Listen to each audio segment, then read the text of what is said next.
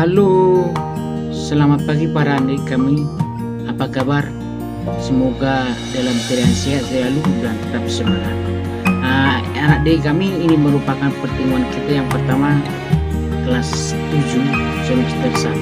Pada pembelajaran kali ini kita akan membahas tentang menggambar flora, fauna, dan alam benda. Apa kira-kira itu menggambarnya? Nah baiklah, untuk lebih jelasnya kita lihat dulu apa yang kita bahas atau kita pelajari di dalam pembahasan ini. Yang pertama itu adalah pengertian daripada menggambar, kemudian yang kedua adalah objek gambar, yang ketiga adalah komposisi gambar, dan yang terakhir adalah teknik menggambar. Baiklah, kita lihat pertama pengertian menggambar. Gambar itu merupakan bahasa yang universal yang sudah ada sejak zaman dulu sebelum manusia mengenal tulisan. Gambar itu sudah ada sejak zaman manusia purba. Pada zaman itu gambar itu selalu dikaitkan dengan aktivitas manusia dan roh leluhur yang mereka anggap bisa memberikan berkah dan juga memberikan perlindungan.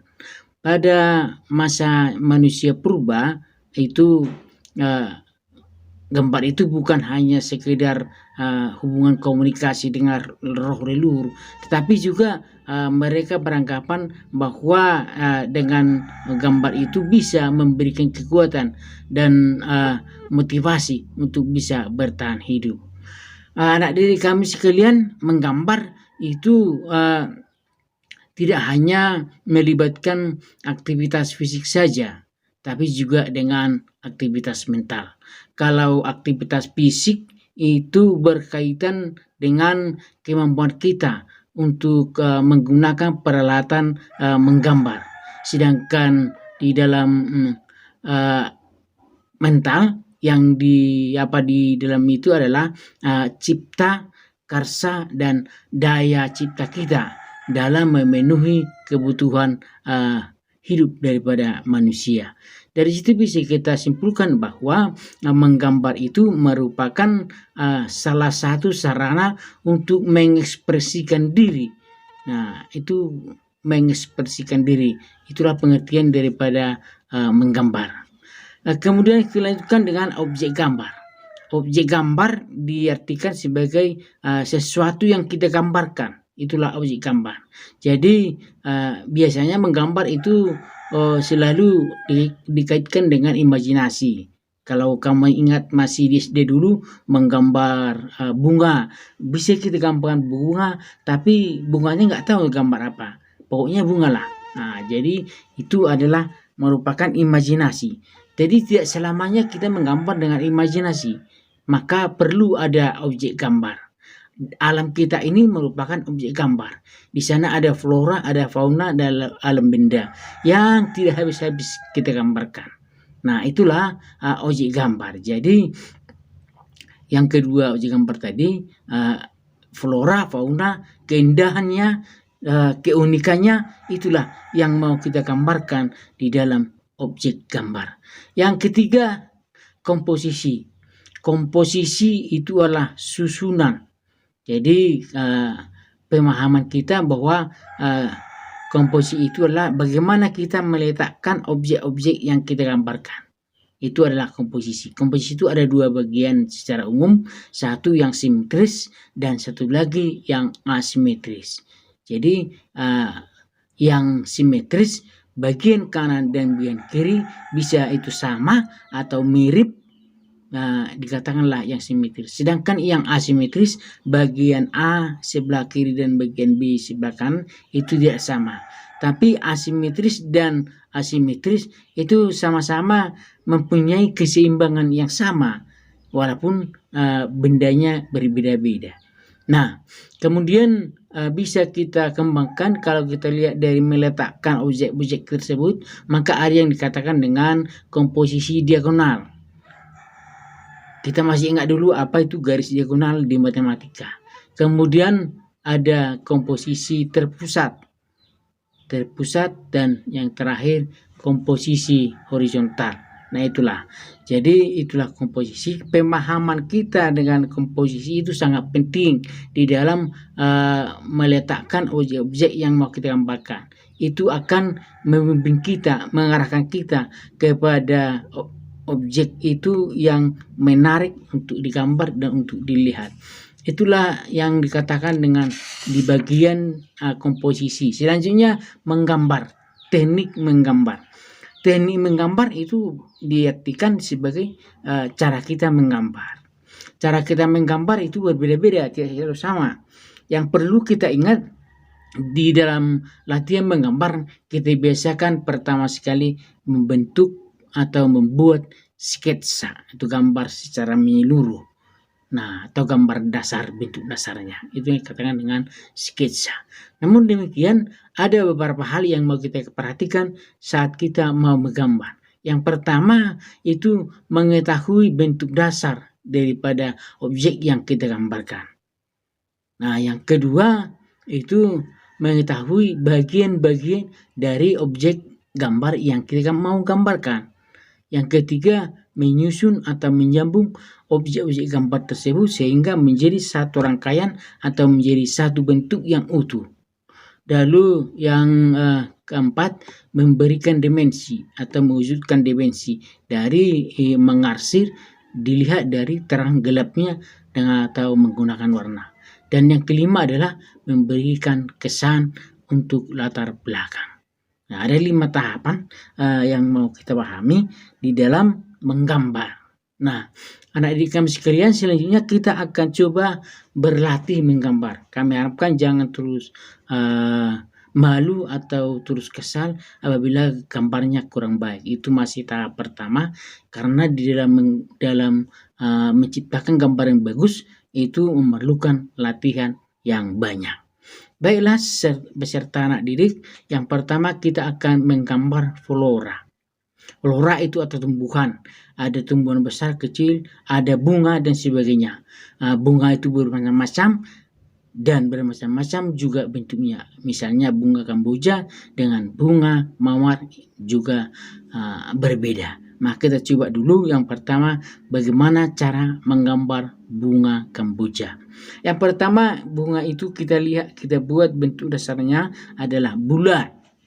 Jadi bentuk bulat yang pertama, kemudian kita buat kelopak daripada bunga kamboja mengikuti lingkaran tersebut. Lalu harus kita cermati bentuk dari kelopak itu bagaimana.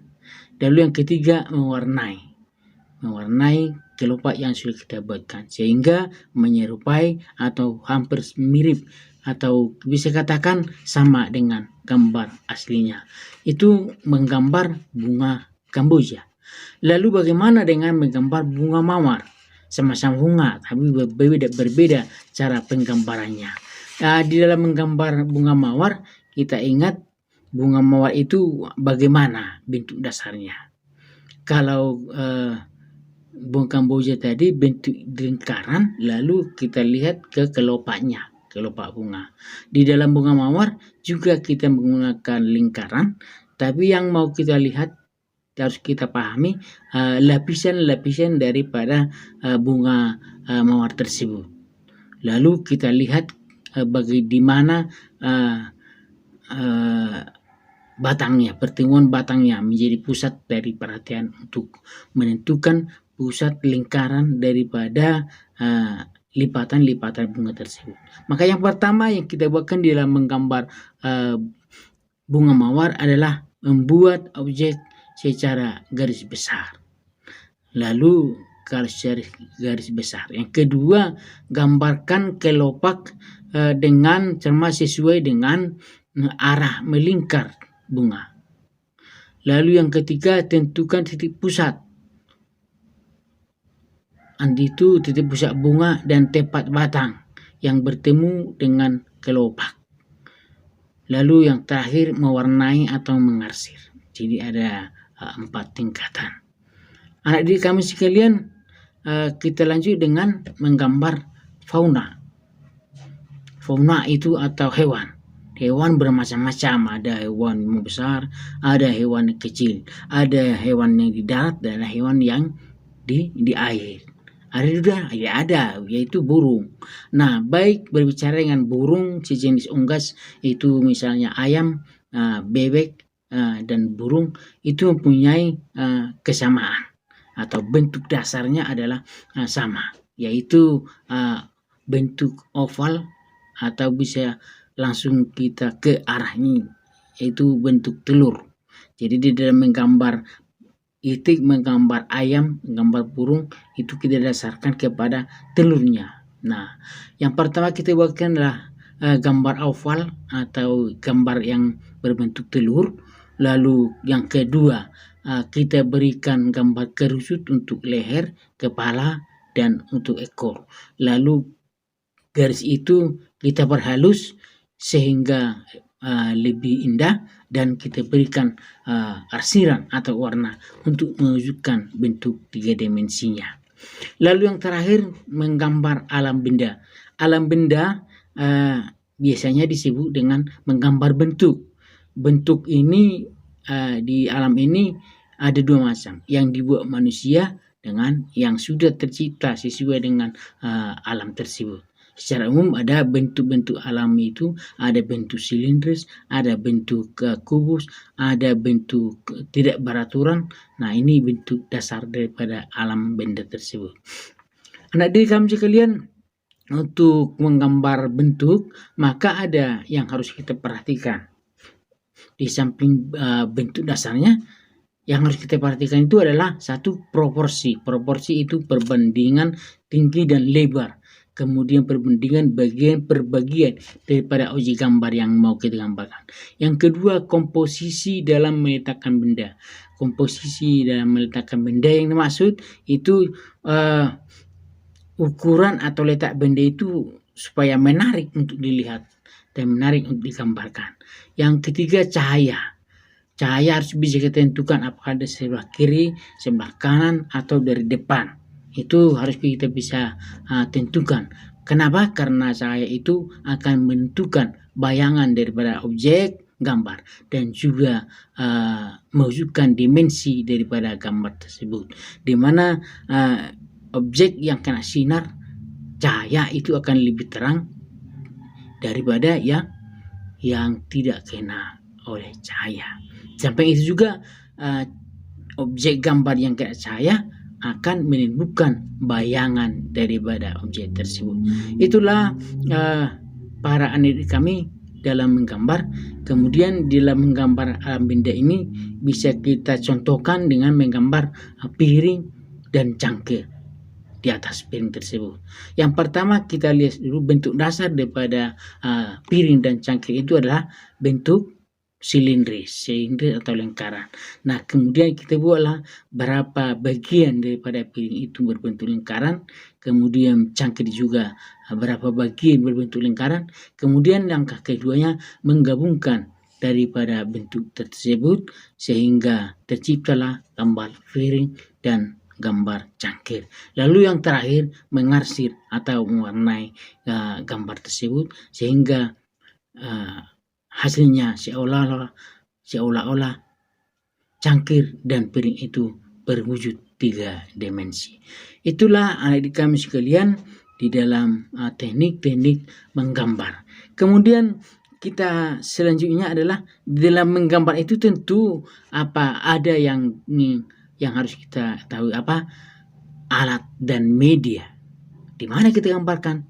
Bagaimana cara kita menggambar? Itulah yang dikatakan dengan alat dan media. Baik alat dan media dalam menggambar itu bermacam-macam.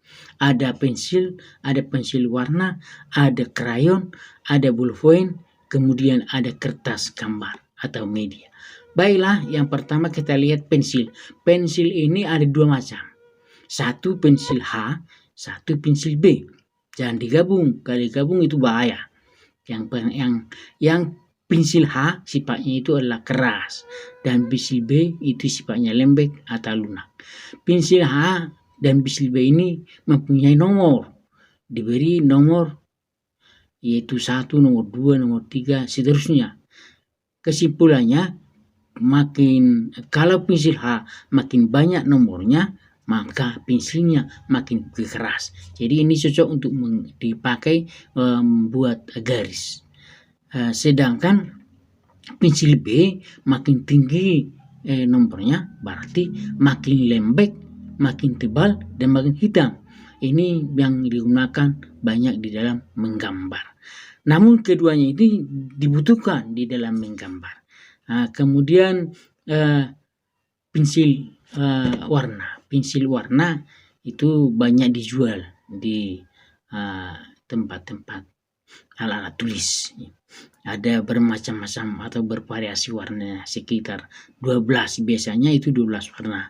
Nah, namun sifat daripada pensil warna ini adalah lembut, halus.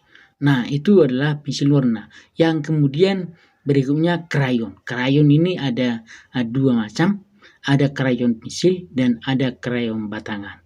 Nah, kedua krayon ini memiliki